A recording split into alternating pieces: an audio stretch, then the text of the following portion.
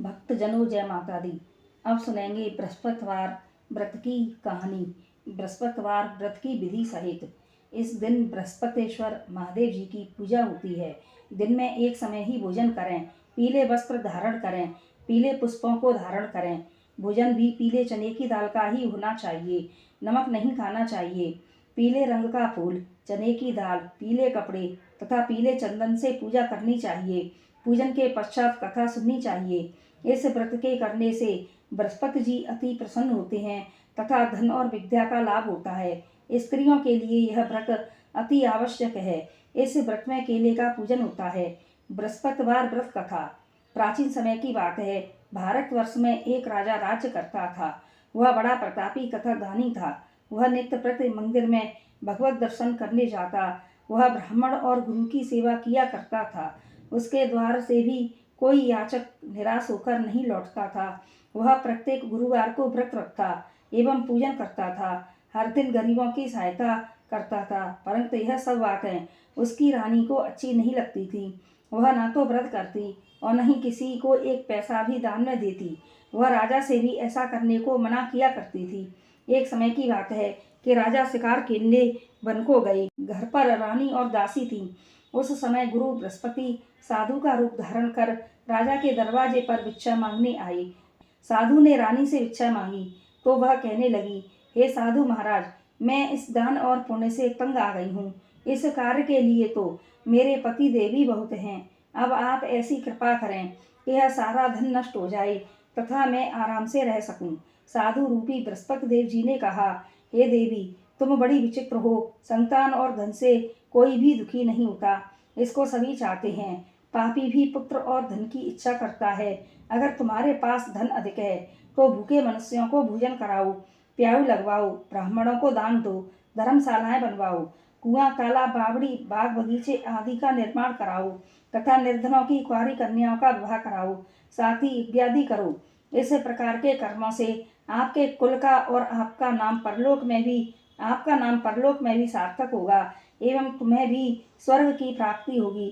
परंतु रानी साधु की इन बातों से खुश न हुई। उसने कहा, हे साधु महाराज, मुझे ऐसे धन की भी आवश्यकता नहीं है जिसको मैं अन्य लोगों को दान देती फिरूं तथा जिसको रखने और संभालने में मेरा सारा समय ही नष्ट हो जाए। साधु ने कहा, हे देवी, यदि तुम्हारी ऐसी ही इच्छा है तो जैसा मैं बताता हूँ तुम वैसा ही करना। बृहस्पतिवार के दिन घर आंगन को गोबर से लीपना, अपने केशों को पीली मिट्टी से धोना, केशों को धोते समय स्नान करना, राजा से कहना कि वह हजामत करवाएं, भोजन में मांस मदिरा खाना, कपड़े धोबी के यहाँ धुलने देना। इस प्रकार 7 बृहस्पतिवार करने से तुम्हारा सारा धन नष्ट हो जाएगा। यह कहकर साधु महाराज रूपी बृहस्पति देव अंतर्धान हो गए। रानी ने साधु के कहने के अनुसार 7 बृहस्पतिवार तक वैसा ही करने का विचार किया।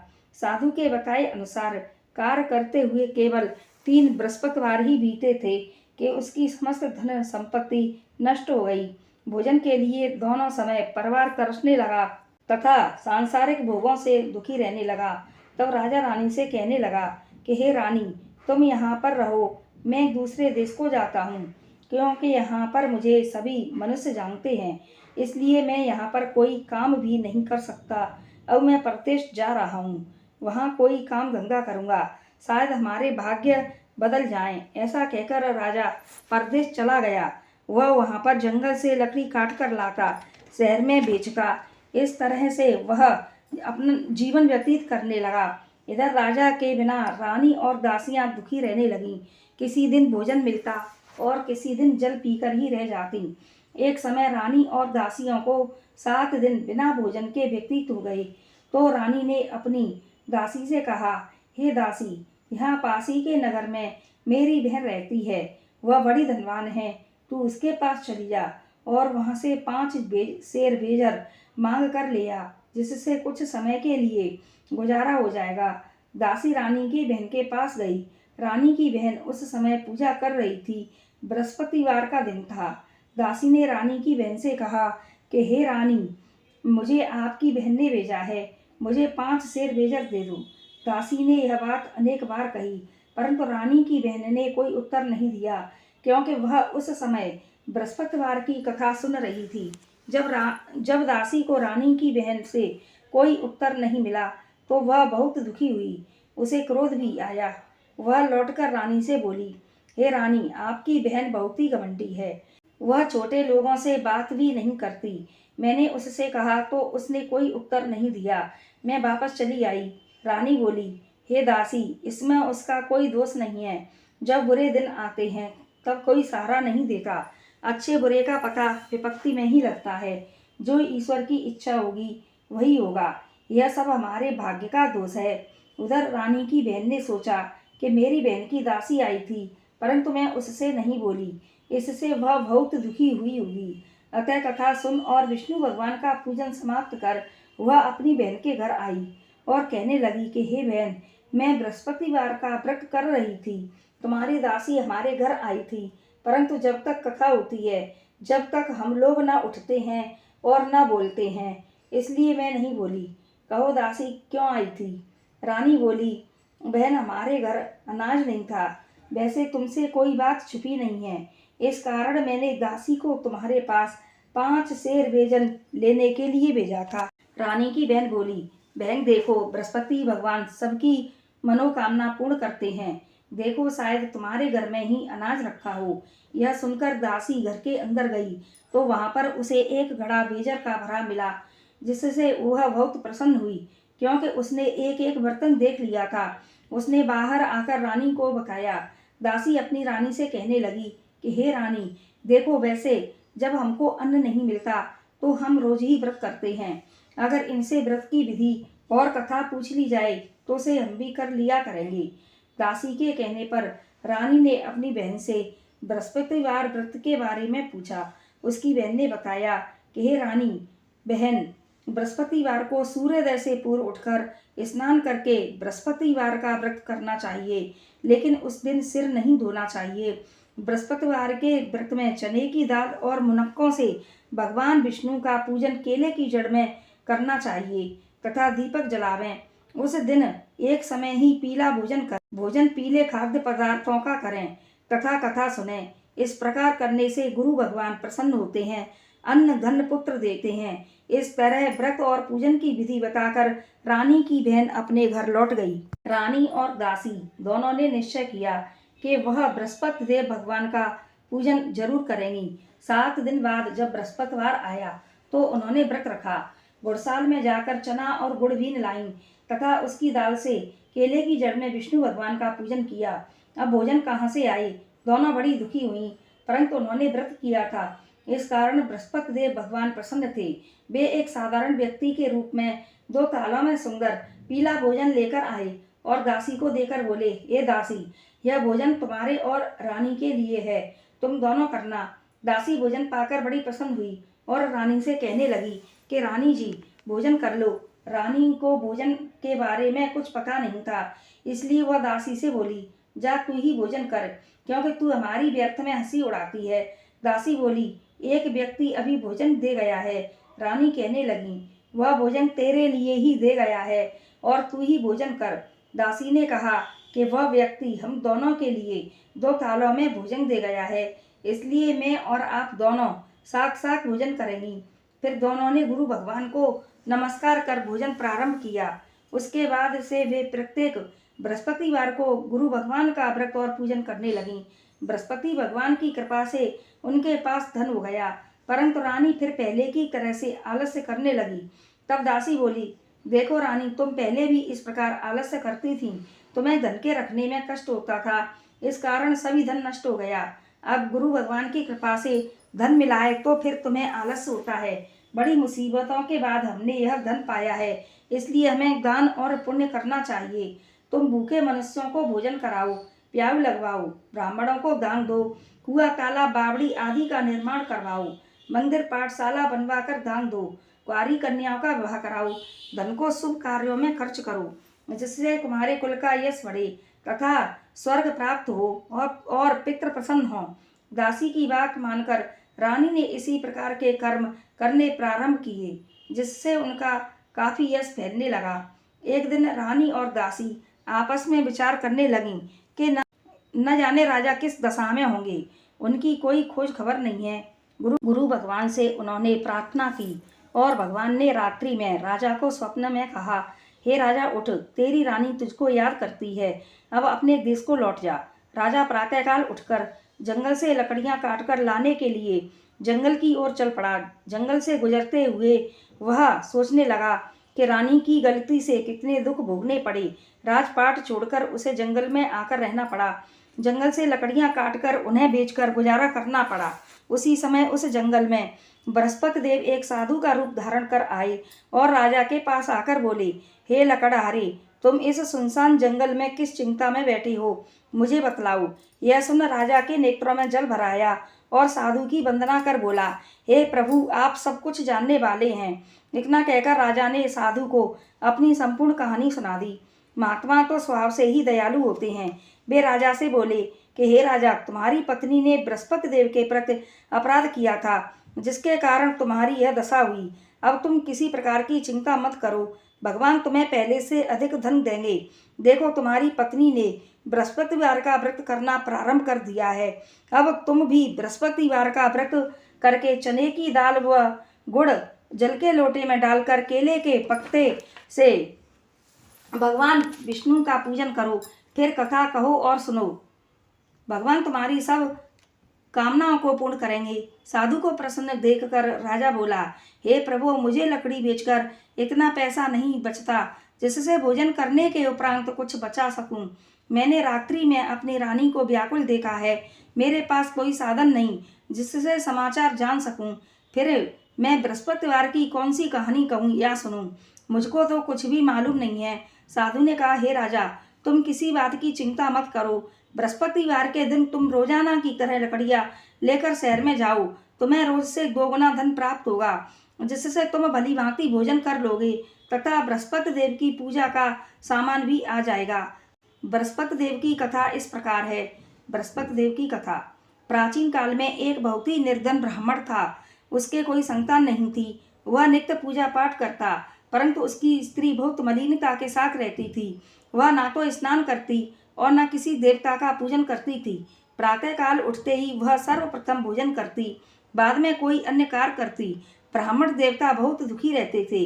पत्नी को बहुत समझाते, किंतु उसका कोई परिणाम न निकलता।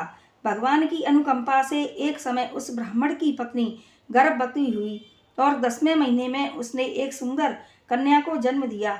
निर्धन ब्राह्मण कन्या के जन्म से बहुत दुखी हुआ। धीरे धीरे ब्राह्मण की कन्या बड़ी होने लगी।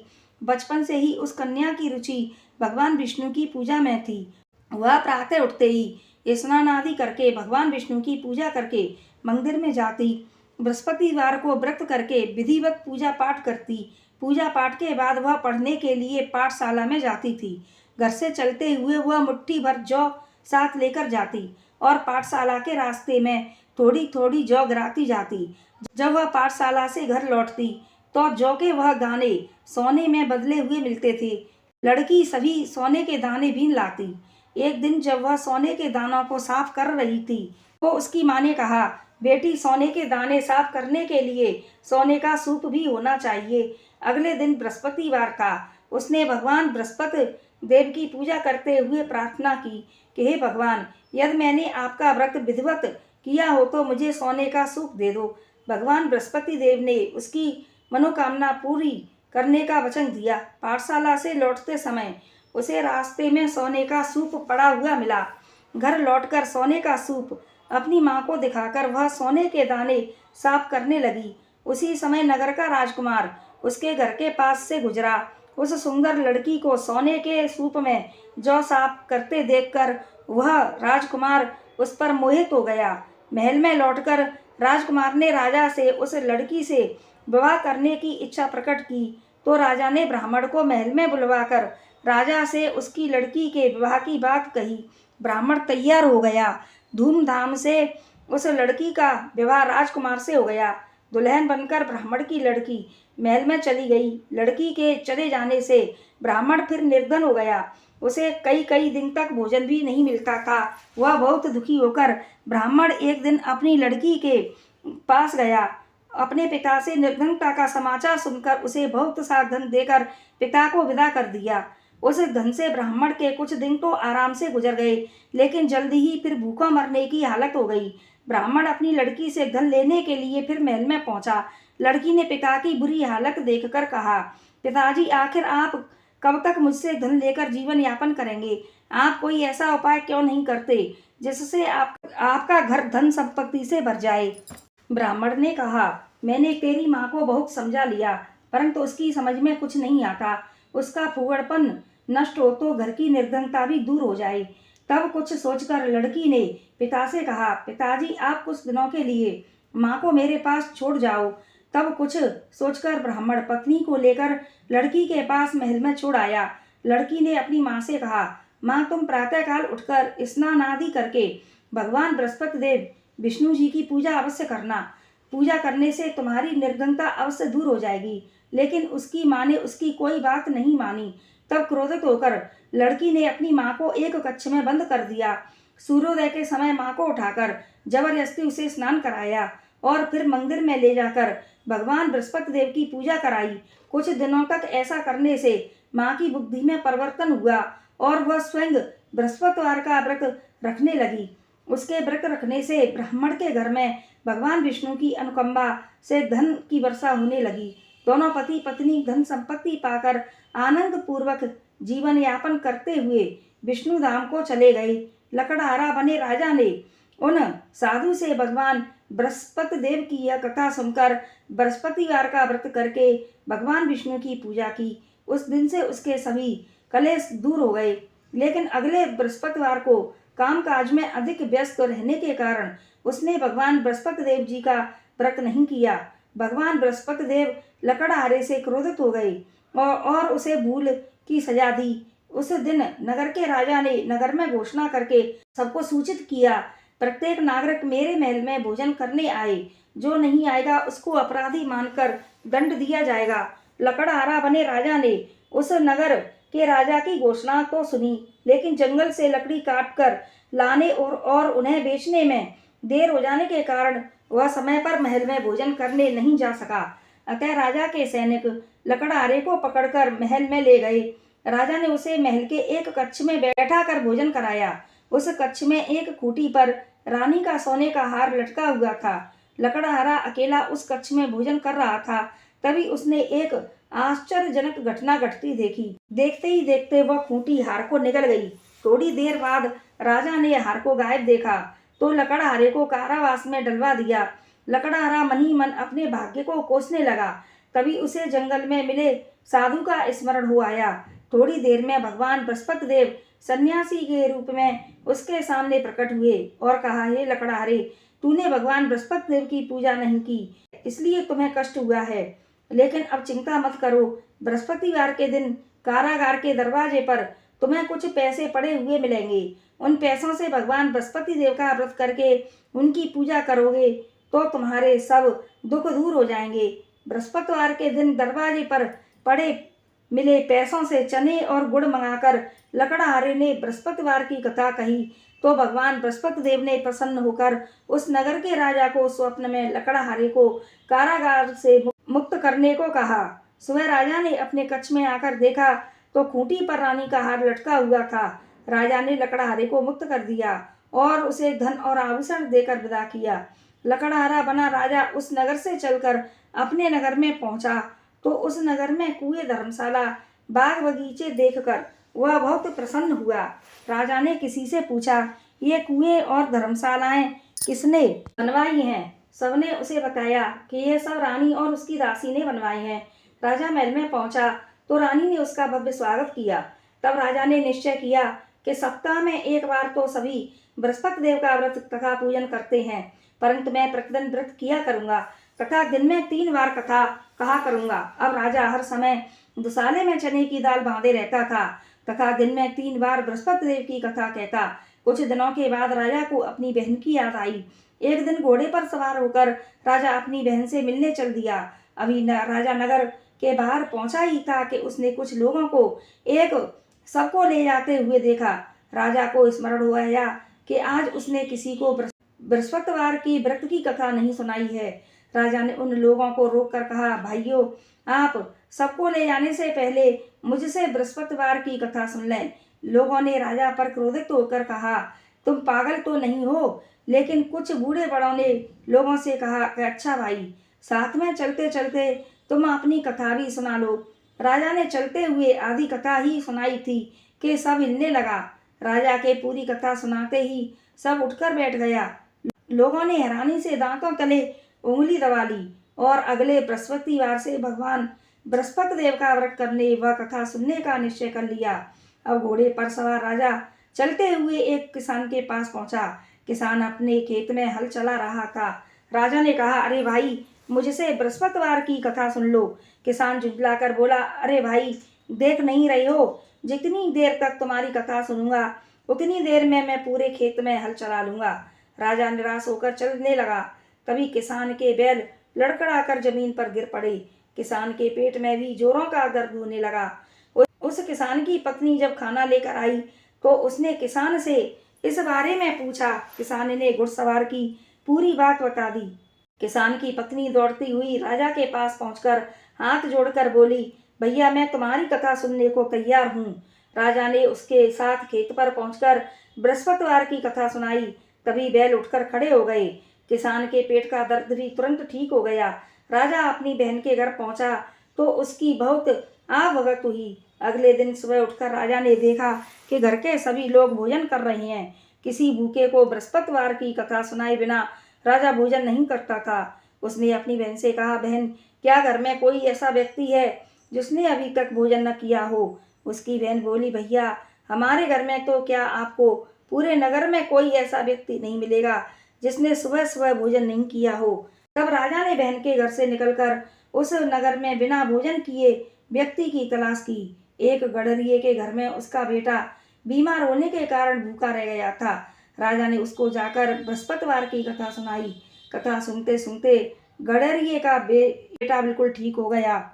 सबने राजा की बहुत प्रशंसा की। एक दिन राजा ने अपनी बहन से कहा कि बहन, अब हम अपने घर जाना चाहते हैं, तुम भी हमारे साथ चलो, कुछ दिन वहां रहकर लौट आना। राजा की बहन ने अपनी सास से पूछा तो सास ने ताना देते हुए कहा, बहू, मायके जाना हो तो अकेली जाना, मेरे पोतों को साथ नहीं ले जाना। तुम्हारे भाई के कोई संतान नहीं है, कहीं तुम्हारी भाभी मेरे पोतों पर कोई जादू टोना न कर दे। दूसरे कक्ष में बहन की सास की बातें सुनकर राजा दुखी मन से अकेला ही अपने नगर को लौट गया। रानी ने राजा से कहा, आप तो अपनी बहन को साथ लाने की बात कहकर गए थे, फिर बहन को साथ क्यों नहीं लाई? तब राजा ने दुखी होते हुए कहा कि रानी, हमने संतान है, इसलिए कोई हमारे घर आना पसंद नहीं करता। रानी ने राजा को समझाया कि हे प्राणनाथ, हमें बृहस्पति देव ने सब कुछ दिया है, अब भगवान बृहस्पति देव हमें संतान भी अवश्य देंगे। बृहस्पतिवार को विधिवत व्रत करते हुए राजा रानी ने भगवान बृहस्पति देव से संतान के लिए प्रार्थना की। कुछ दिनों के बाद उन्होंने स्वप्न में दर्शन देते हुए कहा कि हे राजन, तेरी मनोकामना अवश्य पूरी होगी। एक सप्ताह बाद ही रानी गर्भवती हो गई। 10वें महीने रानी ने एक सुंदर पुत्र को जन्म दिया। राजा रानी जीवन पर्यंत बृहस्पतिवार का व्रत करते रहे। उनके घर में धन की वर्षा होती रही। इस तरह आनंद पूर्वक जीवन यापन करते हुए राजा रानी भगवान बृहस्पति देव की अनुकंपा से मोक्ष को प्राप्त करके सीधे बैकुंठ धाम पहुंच गए। बृहस्पतिवार को विधिवत व्रत करके जो स्त्री पुरुष भगवान विष्णु की पूजा करते हैं, भगवान उनकी सभी मनोकामनाएं पूर्ण करते हैं। बोलो विष्णु भगवान की जय, बोलो बृहस्पति देव की जय। आरती। जय बृहस्पति देवा स्वामी, जय बृहस्पति देवा, छिन छिन भोग लगाऊं, छिन छिन भोग लगाऊं, कदली फल मेवा। ओम जय बृहस्पति देवा, तुम पूर्ण परमात्मा, तुम अंतरयामी, स्वामी तुम अंतरयामी। जगत पिता जगदीश्वर, जगत पिता जगदीश्वर, तुम सबके स्वामी। ओम जय बृहस्पति देवा, चरणामृत निज निर्मल, सब पाक कहर का, स्वामी सब पाक कहर का, सकल मनोरथ गायक, सकल मनोरथ गायक, कृपा करो भरता। ओम जय बृहस्पति देवा, तन मन धन अर्पण कर, जो जन शरण पड़े। स्वामी जो जन शरण पड़े, प्रभु प्रकट तब हो कर, प्रभु प्रकट तब हो कर, आकर द्वार खड़े। ओम जय बृहस्पति देवा, दीन दयाल दयानिधि, भक्तन हितकारी। स्वामी भक्तन हितकारी, पाप दोष सब हरता, पाप दोष सब हरता, भव बंधन हारी। ओम जय बृहस्पति देवा, सकल मनोरथ गायक, सब संशय हारी। स्वामी सब संशय हारी, विषय विकार मिटाओ, विषय विकार मिटाओ, संतन सुखकारी। ओम जय बृहस्पति देवा, जो कोई आरती तेरी प्रेम सहित गावे। स्वामी प्रेम सहित गावे, ज्येष्ठानंद आनंद सो निश्चय फल पावे। ओम जय बृहस्पति देवा, ओम जय बृहस्पति देवा। स्वामी जय बृहस्पति देवा, छिन्न भोग लगाऊं कदली फल मेवा। ओम जय बृहस्पति देवा। जय माता दी।